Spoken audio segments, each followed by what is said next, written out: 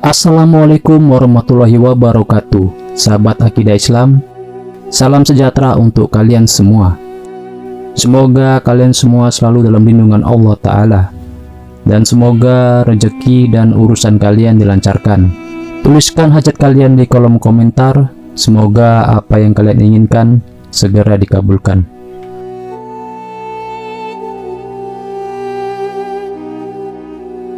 Sejarah Islam di Indonesia telah melewati perjalanan yang panjang dan kaya akan pengaruh budaya, sosial, dan politik. Islam diyakini telah masuk di bumi Nusantara ini sejak abad ke-7 Masehi.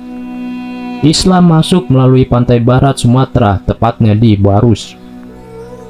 Bukti yang menyebut Islam masuk pada abad ke-7 diantaranya ditunjukkan oleh berita Cina dari zaman dinasti Tang. Dijelaskan dalam catatan tersebut bahwa pada tahun 674 Masehi terdapat perkampungan bernama Barus atau Fansur yang dihuni oleh orang-orang Arab yang memeluk Islam. Bukti lain yang menguatkan masuknya Islam pada abad ke-7 adalah makam Mahligai. Komplek makam tua ini berada di atas bukit dan sekitar 215 pasang nisan. Dalam komplek makam tersebut terdapat satu nisan bertuliskan Syekh Rukunuddin, wafat tahun 672 Masehi atau 48 Hijriah. Artinya hanya selisih satu abad setelah kelahiran Nabi Muhammad SAW. Komplek makam Mahligai memiliki luas mencapai 3 hektar.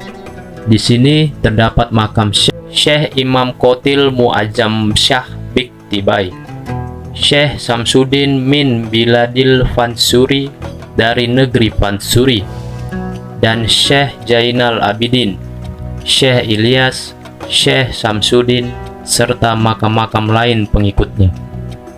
Selain makam, bukti masuknya Islam juga terdapat benda-benda kuno bersejarah seperti perhiasan, mata uang dari emas dan perak, prasasti, dan fragmen arca. Penyebaran Islam di Nusantara dilakukan dengan pendekatan damai, adaptif terhadap budaya lokal, serta toleransi terhadap keberagaman. Dengan cara tersebut, Islam berhasil meraih tempat yang kuat di hati masyarakat. Berikut ini adalah beberapa cara penyebaran Islam di Nusantara. Islam diperkirakan masuk ke Indonesia melalui jalur perdagangan sejak abad ke-7 hingga abad ke-11.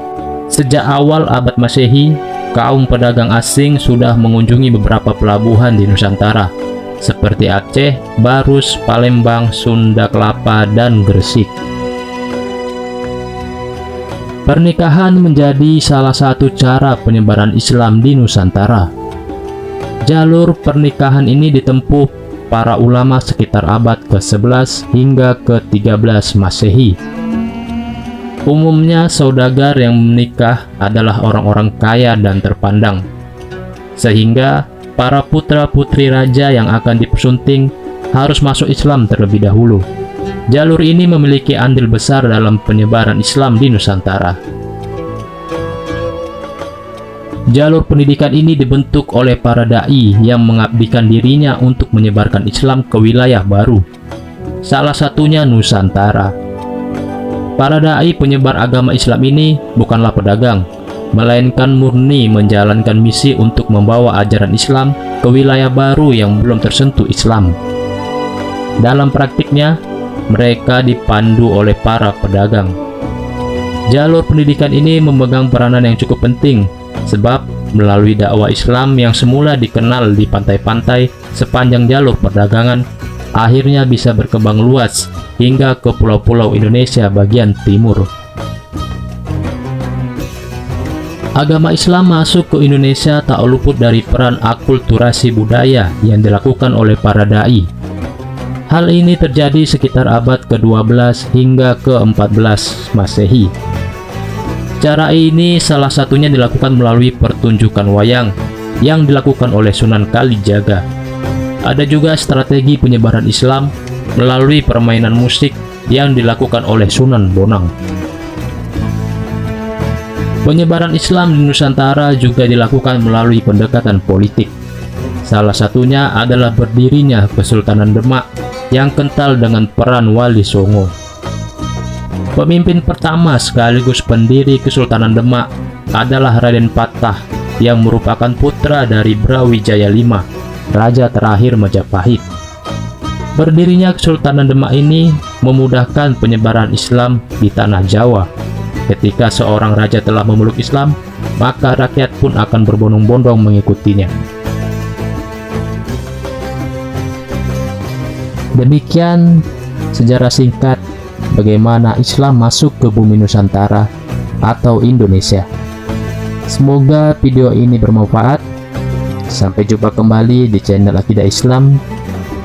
Akhir kata, wassalamualaikum warahmatullahi wabarakatuh.